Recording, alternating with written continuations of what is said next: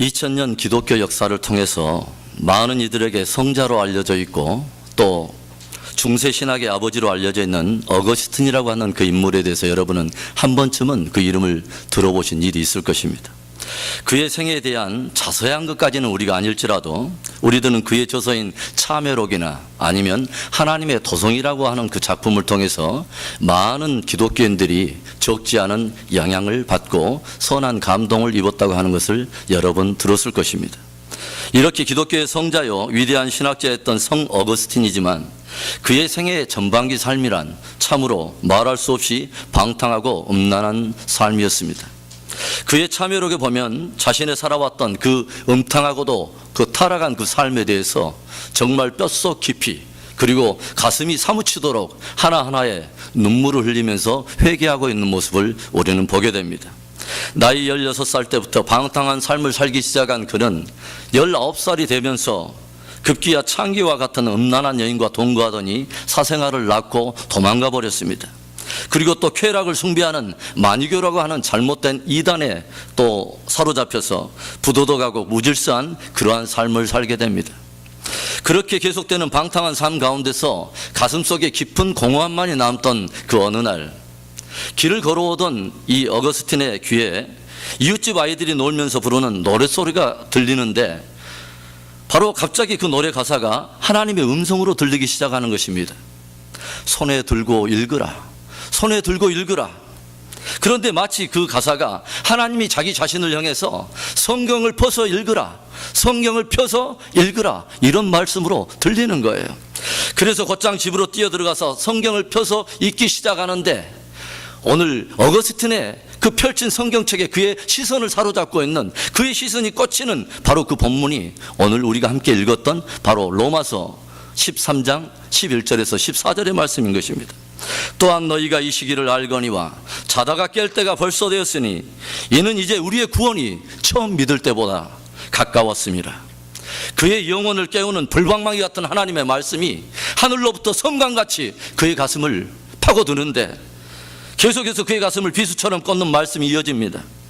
밤이 깊고 낮이 가까웠으니 그러므로 우리가 어둠의 일을 벗고 빛의 갑옷을 입자. 낮에와 같이 단정히 행하고 방탕과 술 취하지 말고 음란과 호색하지 말며 쟁투와 시기하지 말고 오직 주 예수 그리스도를 옷 입고 정욕을 위하여 육체의 일을 도모하지 말라.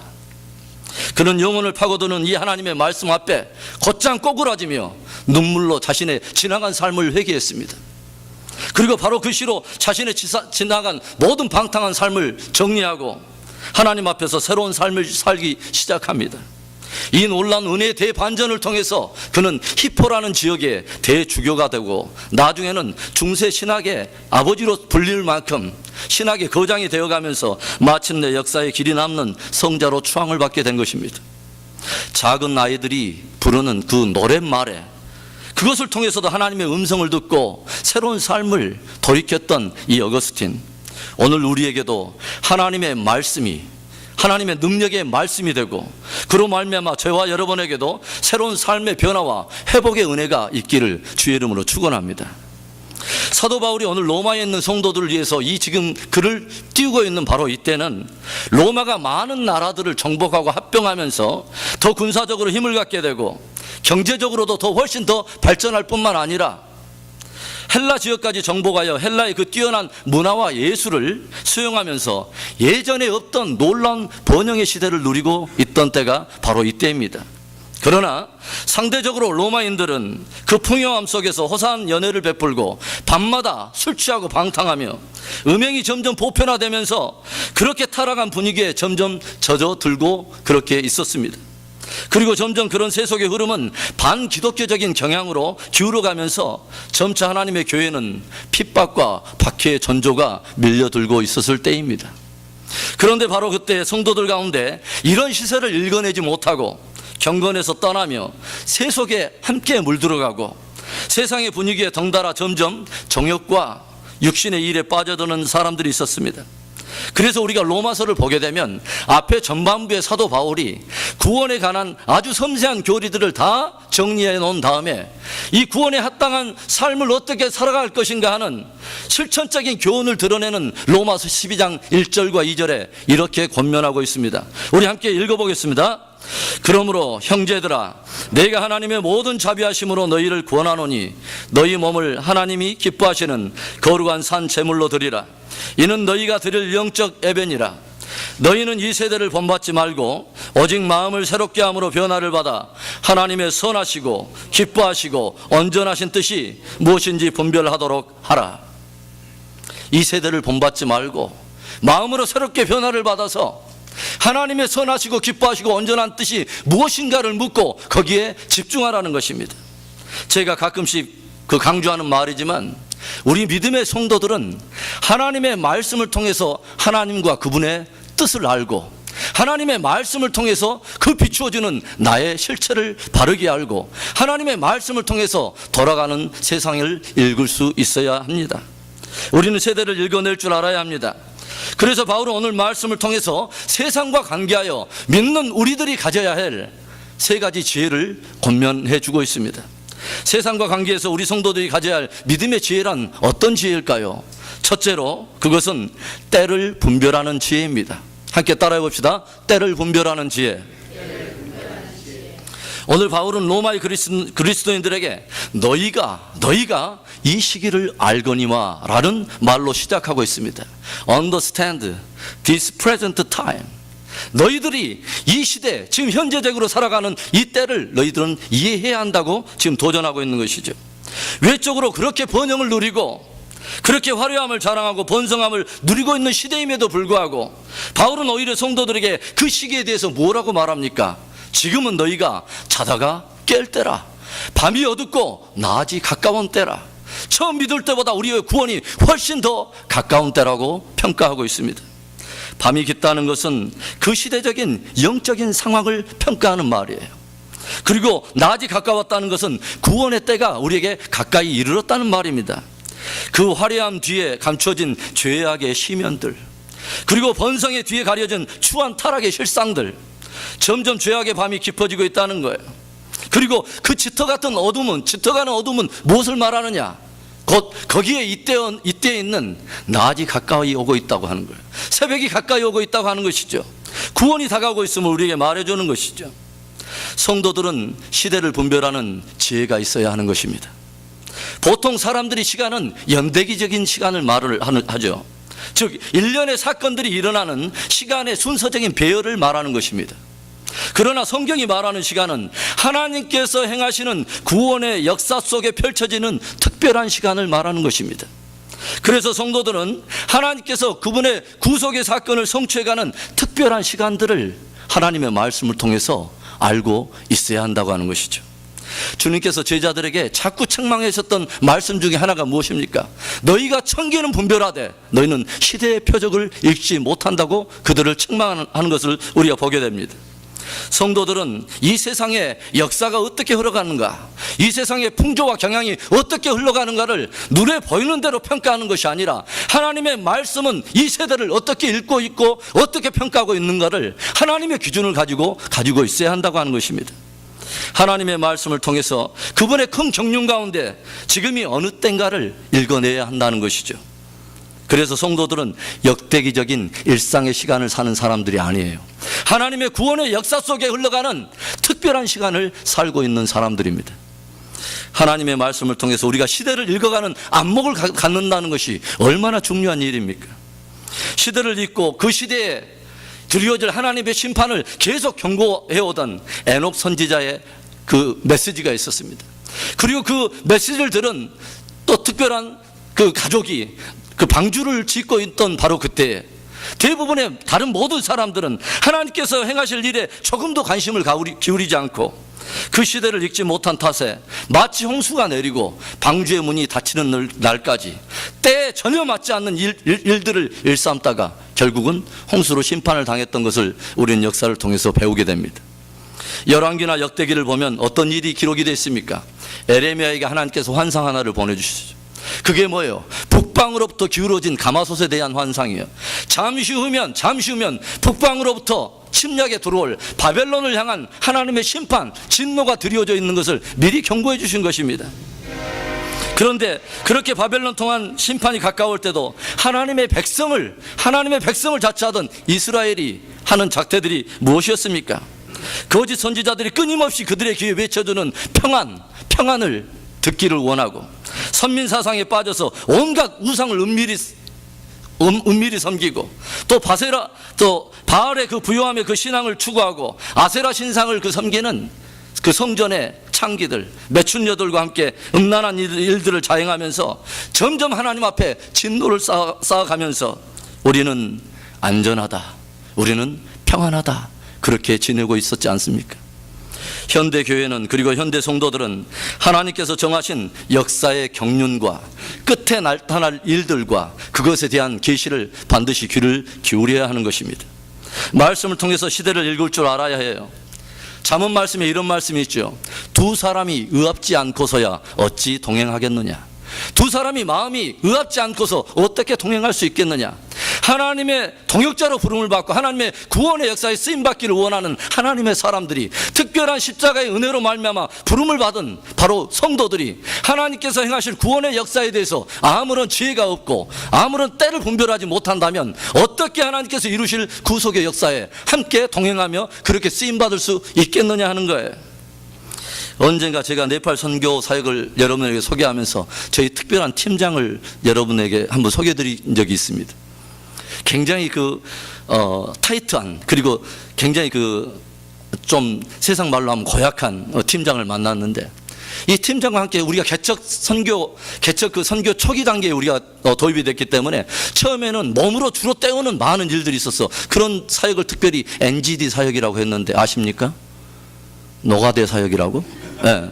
그래서 그 노가대를 많이 하다 보니까 정말 너무너무 수고하는 그런 형제 자매들이 참 많았어요. 그래서 우리가 함께 그렇게 매일처럼 땀을 흘리며 노동하는 시간이 있었는데, 그때 은근히 요령을 피우면서 그 시간을 피해서 엉뚱한 일을 하는 몇몇 사람들이 있었어요. 그런데 늘 팀장은 그들을 책망할 때 빠지지 않고 꼭 이 말을 통해서 그들을 책망하곤 했습니다. 아버지는 초상나서 울고 있는데 철없는 아이들은 바깥에서 팽이치고 있다고. 아버지는 지금 초상나고 울고 있는데 철 모르는 아이들은 나가서 뭐예요? 길에서 팽이치고 있다고. 저와 여러분의 믿음이란 어떤 믿음입니까? 하나님께서 역사를 주관하신다는 그 인식 위에 있는 믿음이에요. 하나님께서 역사를 주관하신다는 그 인식에 대한 우리는 믿음인 것입니다. 그러므로 주를 믿는 믿음을 가졌노라 하면서도 하나님께 이루어 가시는 그 구속의 역사에 대한 그 의식이 없다면 우리는 주님께 깊은 헌신으로 나아갈 수 없고 값지게 쓰임받을 수 없게 되는 것입니다. 그래서 믿는 우리들에게 참되고 우선되는 지혜가 무엇입니까? 먼저 하나님께서 주시는 말씀을 통해서 때를 분별해가는 지혜인 것입니다. 처음 개척할 때부터 우리 교회에서는 수요일마다 마지막 끝에 나타날 종말이라고 하는 주제와 관련된 많은 성경 공부를 해왔습니다. 그것을 통해서 저는 종말론적인 참된 신앙을 많이 가르쳐 왔습니다. 왜 제가 계속해서 그런 주제를 다루어왔고 지금도 계속해서 그런 주제를 강조하며 다루고 있다고 생각하십니까? 우리들이 살고 있는 이 시대가 성경이 말하는, 주님께서 말씀하신 그 특별한 구속사의 끝에 관한 그 시대로 전전 진입에 들어가고 있다는 확신이 있기 때문에 그렇습니다. 요 며칠 사이에 세계가 다시 동서냉전의 구도를 갖추면서 미국이 심각하게 고민하고 있는 한 이슈가 여러분 무엇입니까? 바로 시리아 전쟁에 군사를 투입할 것이냐 말 것이냐 하는 그 문제입니다. 미국은 전쟁을 일으키려 하고 시리아와 또 이란, 그 배후에 있는 러시아가 아프리카에 있는 일부 나라들을 동원해서 함께 맞서고 있는 모습을 우리는 보게 됩니다. 에스겔서에서 다루고 있는 중동 전쟁의 일부 전쟁의 틀을 우리는 그 그림 속에서 보고 있는 것입니다. 비단 그뿐입니까? 우리가 땅을 받고 있는 이 미국 땅에서 영적 수위, 그 영적 위기의 수위가 얼마나 여러분 심하다고 생각하십니까? 우리 대한민국은 또 얼마나 영적으로 심각한 위기와 도전 앞에 서 있습니까? 일본의 후쿠시마 원전으로 말미암은 방사능 그 오염의 그러한 심각성은 또 어떻습니까?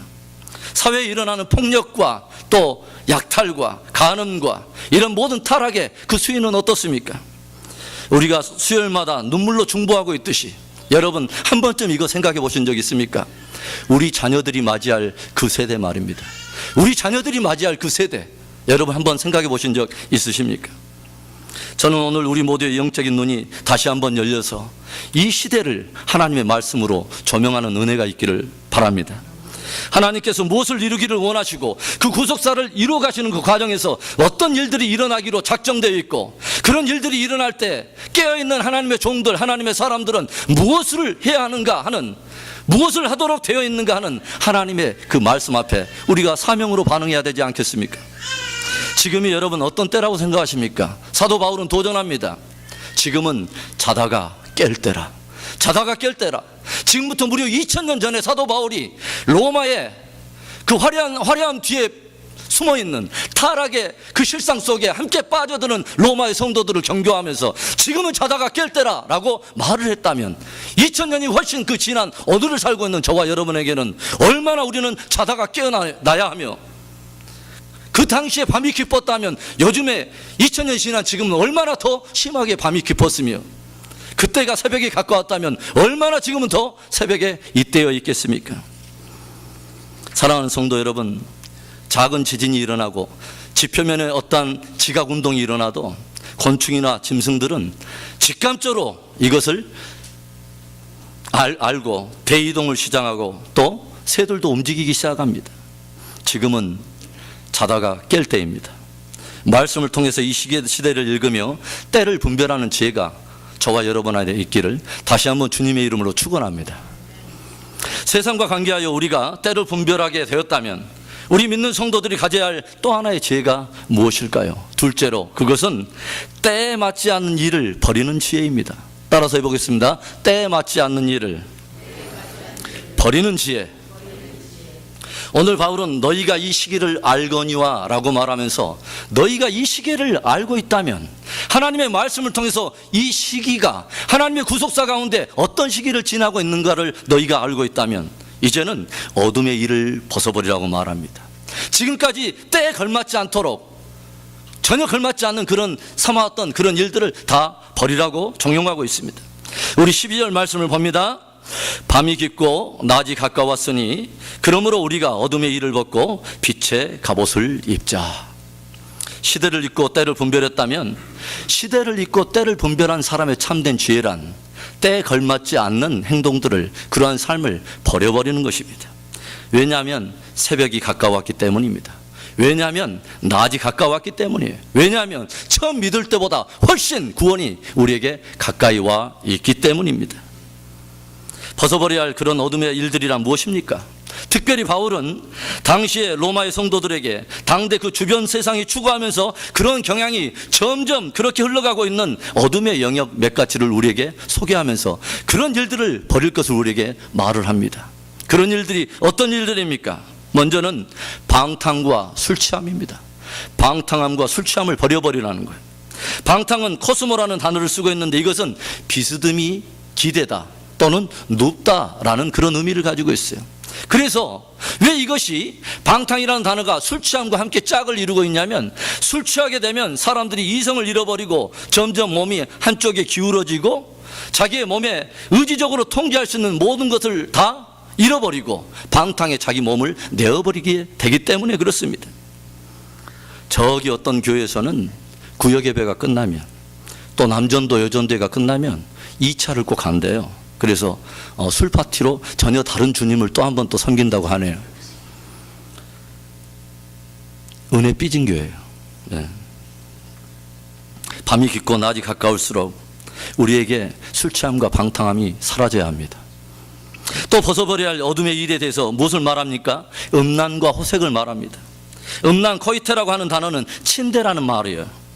육체의 욕망과 쾌락을 따라서 우리가 성에 대해서 말하지 않았지만 하나님 앞에 거룩한 언약을 가지고 있는 우리의 마음을 두 마음으로 품은 부도덕한 마음을 말하는 것이죠. 계시록 2장 20절부터 23절에 보면 두아디라의 교회에 보내는 그 편지 중에 이 편지를 통해서 예수님이 무엇을 말합니까? 가늠한 여인, 음란한 여인 이세벨을 책망하면서 뭐를 말해요? 저들이 회개하지 않을 때 저를 침상에 던져버리고 저와 간음을 행하는 자들은 환란에 던져버리라고 경고하고 있는 것을 우리는 보게 됩니다. 음란과 짝을 이루고 있는 호색이라고 하는 단어는 원래가 부끄러움을 의미하는 단어예요. 그래서 그 뜻이 뭐냐면은 부끄러움을 쫓아 행하면서도 수치를 모르는 것을 호색이라고 말하는 거예요. 부끄럽고 수치스러운 일은 언제 일어납니까? 보통 낮에 일어나지 않습니다. 주로 밤에 일어나죠. 왜 부끄러움과 수치스러운 일들을 밤에 할까요? 그것은 어두움이 그 수치와 부끄러움을 덮어주기 때문이에요. 그래서 성경은 빛의 자녀들과 어둠의 자녀들을 분리하고 있는 거예요. 요즘 현대 가정에서는 남자들이 아내 말고도 엔조이할 수 있는 여자친구들을 한둘이 있어야 능력 있는 남자들로 평가를 받는다고 합니다. 여자들도 또 그렇대요. 남편 말고 친구 한둘 없으면 바보 취급받는답니다. 당대 로마 시대의 귀부인들은 정부 여러 명들을 다 가지고 있었고 역시 남자도 마찬가지입니다. 제가 선교지에 있다 보면 가끔 기이한 풍경을 봐요. 네팔, 우간다 이렇게 가난한 나라에서 이렇게 살다 보니까 보면은 공항에서 손님을 맞으러 나가다 보면 어떤 일이 있냐면 자그하게 옷을 빼입고 있는 이 서양 남자가 저쪽에서 그 아기를 보듬고 오는 현지 여자를 만나면서 함께 허그하면서 함께 눈물로 이렇게 그 배웅하는 그런 모습을 제가 종종 봅니다. 그런데 나중에 알게 됐어요. 대부분 그런 모습들이 어떤 모습이냐면 자기 나라에서 그 가정을 가지고 있는 그 남자가 가난한 나라로 출장을 오게 되면 현지처를 하나 데리고 거기서 가정을 꾸리면서 아기들을 데리고 그렇게 사는 것입니다. 일부 조사에 의하면요, 크리스찬들 가운데 성적인 중독에 빠져 있는 사람들이 상당히 있다고 합니다. 혼자 조용히 있는 시간에 음란한 영상물에 빠지고 어둠의 일에 참여하는 자들이 있다는 것이죠. 여러분, 폼페이가 멸망하고 심판받을 때 성적인 타락이 있었다고 하는 것을 우리는 깊이 새겨볼 필요가 있어요. 소돔과 고모라가 멸망할 때 하나님께서 심판을 결정할 수밖에 없는 그 마지막 선에 동성연애가 있었다고 하는 것을 우리는 깊이 새겨볼 필요가 있어요. 낮이 가깝고 주의 구원이 가까웠을 때 음란과 호색함을 버려야 한다고 사도 바울은 엄중하게 경고하고 있습니다. 우리가 또 버려야 할 어둠의 일이 무엇입니까? 그건 쟁투와 시기하는 것입니다. 쟁투는 원어적인 의미가 무엇이냐면 내가 무엇인가를 가졌다는 그 교만과 그런 의식에서 남들을 압제하거나 남들을 착취하는 그러한 것을 쟁투라고 말하고요. 시기는 오히려 반대로 남이 가진 것에 대해서 내 마음속에 일어나는 그런 열등감, 잘못된 그런 열등의식을 말하는 것입니다. 그러기에 우리가 성경을 보면은 첫사람 아담의 그 아들인 가인이 이 쟁투와 시기하는 마음에 사로잡혀서 아우 아벨을 쳐 죽이지 않습니까? 그런가 하면 이스라엘의 초대왕 사울이 이 시기하는 마음에 사로잡혀서 평생을 다윗을 보복하겠다고 쫓아다니다가 결국은 자살로 그 인생을 마감하지 않습니까? 밤이 어두웠고 낮이 가까웠다는 말은 다소 종말적인 의미를 담고 있는 거예요. 밤은 이 세상의 죄악의 역사요, 낮은 빛 대신 주님의 재림을 의미하는 것입니다. 이 세상 역사의 깊은 어둠은 빛 대신 예수 그리스도의 재림과 함께 잇대어 있는 것입니다. 그러기에 때를 잊고 시대를 분별하는 성도들은 두려움과 경외함으로 그 날을 바라보면서 먼저 어둠에 속한 일들을 벗어버리는 지혜가 있어야 하는 것입니다. 여러분, 왜 그처럼 번영하고 화려했던 로마가 도저히 무너지지 않을 것 같은 철의 제국 로마가 하루아침에 그렇게 무너져 갔습니까? 그들이 힘이 없어서입니까? 그들이 경제에 힘이 없었습니까? 그들에게 문화와 어떤 교육에 힘이 없어서입니까? 절대로 아닙니다. 술 취함과 방탕함, 쟁투와 시기, 음란과 호색으로 말미암아서 이것들이 그 나라의 풍조가 되고 유형이 되면서 어른이고 아이고 할 것 없이, 남편이고 아내고 할 것 없이 모든 사람들이 어둠 속에 점점 빠져들어가면서 로마는 그렇게 서서히 멸망해 간 것입니다. 애굽 400년 종살이를 벗어나서 새롭게 구원을 얻은 이스라엘 백성들에게 그들을 기다리고 그들을 맞이하는 그 땅, 약속의 땅은 아주 새로운 백성을 요구하고 있었습니다. 옛 애굽의 종들이 아니라 하나님의 말씀으로 새롭게 된 하나님의 사람들, 옛 바로의 종들이 아니라 하나님의 말씀으로 애굽의 묵은 때를 벗겨낸 새로운 사람들을 요구하고 있었습니다. 썩은 애굽의 고리를 연결한 채 새로운 땅에 들어갈 수는 없었던 것입니다. 이 시기를 너희가 알거니와. 때를 분별할 뿐만 아니라 어둠의 일을 벗어버리고 빛의 갑옷을 입는 저와 여러분 될 수 있기를 축원합니다. 이 세상과 관계에서 우리 믿는 성도들이 가져야 할 지혜는 또 무엇입니까? 마지막 세 번째로 때에 맞는 일을 하는 지혜입니다. 따라서 합시다. 때에 맞는 일을 하는 지혜. 표면적인 화려함과 번성한 뒤로 점점 타락해가는 또 세상을 바라보면서 성도들은 마땅히 그 시기를 분별하고 그 때에 맞지 않는 일을 먼저 벗어버리라고 권면했던 바울은 이제 무엇을 적극적으로 도전합니까? 때에 맞는 일을 하라는 것입니다. 어둠의 일을 벗고 이제는 빛의 갑옷을 입으라는 거예요. 이 단어, 갑옷이라고 하는 단어는 군사적인 용어예요. 그런데 이 빛의 갑옷을 입는다는 것은 저와 여러분의 싸움이 혈과 육에 대한 그런 싸움이 아니라 경건에 대한 싸움이요, 빛된 삶에 대한 싸움이 그런 영역이라는 것을 우리에게 말해주는 거예요.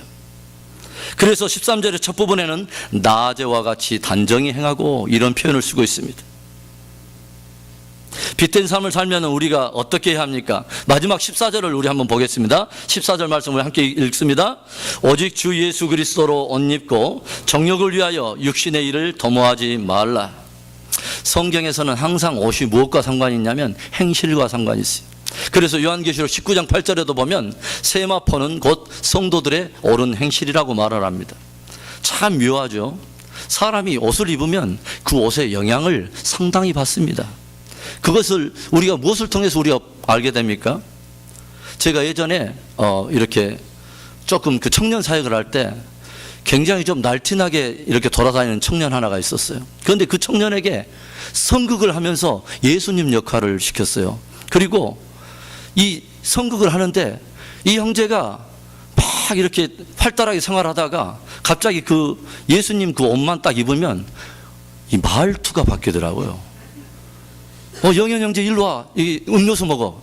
알겠습니다.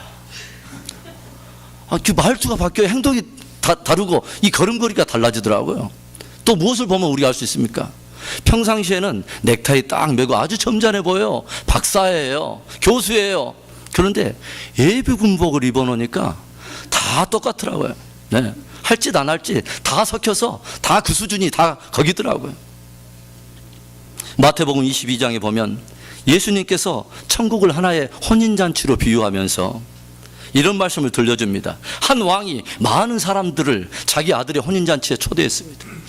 그런데 많은 사람들이 각기 어떠한 이유를 가지고 나름대로 다 이유가 있었겠지만 이상하게 그 혼인잔치를 거부해요. 그러자 이 왕이 많은 사관들을 보내서 이제는 오지 않겠다고 하는 사람들을 더 이상 부르지 마라. 차라리 길거리에 나가서 눈먼 자, 소경된 자, 가난한 자를 오히려 불러다가 이 자리를 가득 채워라. 그래서 사관들이 나가서 그 사람들을 다 데려다가 그 자리를 채웁니다. 그리고 이제 그 잔치집에 문이 닫히고 안에서 음악이 울리면서 드디어 잔치가 시작되는데 임금이 어떤 화객들이 왔는가 그들을 한번 돌아보러 이렇게 돌아다니는데 한 사람이 예복을 입지 않은 것을 발견합니다. 이때 이 임금이 가서 묻습니다. 친구요, 자네는 왜 예복을 입지 않았는가? 그런데 이 말에 이 친구가 유구무원했다고 기록이 되어 있어요. 입은 있는데 아무런 대답을 하지 못하는데 임금은 어떻게 처리하냐면 그 자의 수족을 결박하여서 바깥 어두운 데 내어 쫓아버리는 것으로 그 비유는 끝이 납니다. 어떤 의미일까요? 하나님의 나라에 초대받은 자들이 잔치에 합당한 거룩하고 깨끗한 예복을 입어야 할 것을 말하는 것입니다. 그리스도 예수의 옷으로 새롭게 세마포로 단장한 사람들은 그 새 옷이 더러워지지 않도록 날마다 하나님의 말씀 앞에서 자신을 비춰보고 온 매무새, 흩어진 온 매무새를 다시 한번 거쳐 입고 새롭게 해서 그렇게 깨끗하게 잘 보존해야 한다는 것입니다. 세상이 죄악으로 물들어 있기 때문에 자기도 살다 보면 자기도 모르게 먼지가 묻고 더러운 오물이 묻기 쉽기 때문에 그렇습니다. 성경은 우리가 세상을 사랑하면 우리 속에 더 이상 하나님을 향한 사랑이 그 안에 거하지 않는다고 말을 합니다. 내가 세속의 가치관을 사랑하며 그렇게 살아가면서도 내가 하나님을 사랑한다고 말한다는 것은 그것은 스스로를 속이는 일이라고 말을 해요. 그래서 야고보서 4장 4절에 무엇을 말합니까? 가늠한 여인들이여, 세상과 벗됨이 하나님과 원수됨을 너희가 알지 못하느냐 도전하고 있습니다. 특별히 마지막 때가 될수록 우리 성도들이 집중해야 할 것은 저는 예수 그리스도에 관한 복음이라고 생각합니다. 많은 일들이 일어나고 온통 성경이 말하는 그런 징조들이 일어나서 마지막 때를 우리에게 알리기 시작할 때 성경은 우리에게 무엇을 말하냐면 우리에게 기초로 돌아가라고 도전합니다. 우리가 가졌던 그 기초가 뭡니까? 예수 그리스도에 관한 복음입니다. 내가 복음 위에 서 있는가? 그래서 사도 바울은 자꾸 도전해요. 네가 믿음 위에 서 있는가를 스스로 확증하라. 네가 믿음 위에 서 있는가를 스스로 확증하라. 복음이 다른 사람만의 복음이 된다면 그것은 우리는 스스로 속는 믿음을 갖고 있는 거예요. 복음은 반드시 나의 복음이어야 됩니다. 그리고 복음이 실제라면, 십자가가 실제라면, 그리고 부활이 실제고 천국이 실제라면 그 복음을 가지고 있는 저와 여러분의 삶도 실제해야 되고 헌신도 실제해야 하는 것입니다. 다른 것은 사기를 맞아도 그냥 잃어버리면 그만 끝이지만 신앙의 사기를 맞으면 영혼을 잃어버리는 것입니다. 우리들은 오늘 성경의 말씀을 통해 점점 무르익어가는 마지막 시대의 일들을 보고 있습니다. 낮에와 같이 단정하게 행하며 어둠의 일을 벗고 빛의 갑옷을 입고 행할 때입니다. 마지막 특별한 세대에 우리를 부르신 그 부름 앞에 합당히 행함으로 주님의 영광을 높이는 저와 여러분이 되기를 축원합니다. 2차 대전 말기에 독일군이 온 세계를 점령하고 있을 때를 중심으로 엮은 로베르 장군의 이야기라고 하는 이 영화가 있었습니다. 그런데 거기에 이런 이야기를 수록하고 있어요. 나치에 저항했던 많은 저항운동가들이 감옥에서 처형을 당하게 됩니다. 그런데 이 저항운동이라고는 한 번도 해보지 않은 장사치 한 사람이, 도저히 그 관련도 없는 사람이 거기에 끼어가지고 처형의 그 위기 앞에 서게 된 것입니다. 그래서 그는 자기가 처형당하는 것이 억울하다고 생각돼서 큰 소리로 외칩니다. 나는 아무것도 하지 않았습니다. 저항운동에는 저는 관심도 없고요. 그저 돌아다니면서 장사한 것뿐인데 왜 나를 이렇게 죽이려 하는 것입니까?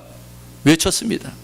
이때 옆에 있던 그 저항운동가가 그의 옆구리를 푹 찌르면서 이런 말을 남겨줍니다. 당신은 죽어 마땅하오. 수많은 사람들이 조국과 민족을 위해 무참하게 피를 흘리며 싸우는데 아무 일도 하지 않았다면 그것이 당신이 저지른 가장 큰 죄가 되어 너희가 이 시기를 알거니와. 오늘 사도 바울은 우리를 구원하시고 우리를 부르신 하나님의 뜻에는 아랑곳 없이 자기 정욕에 함께 세상과 더불어 빠져가고 세상의 풍조에 떠밀려가는 로마의 성도들을 향해서 도전하고 있습니다. 너희가 이 시기를 알거니와 지금은 자다가 깰 때라. 밤이 깊고 낮이 가까웠으니 우리가 처음 믿을 때보다 우리의 구원이 가까웠다고 말을 합니다. 오늘 이 시간 하나님의 말씀 앞에서 내 자신을 비춰보고 내가 정말 벗어야 할 일이 무엇인지 그리고 입어야 할 일이 무엇인지를 다시 한번 새롭게 깨닫고 회복하는 은혜의 시간이 저와 여러분에게 있기를 다시 한번 주의 이름으로 축원합니다. 기도하겠습니다.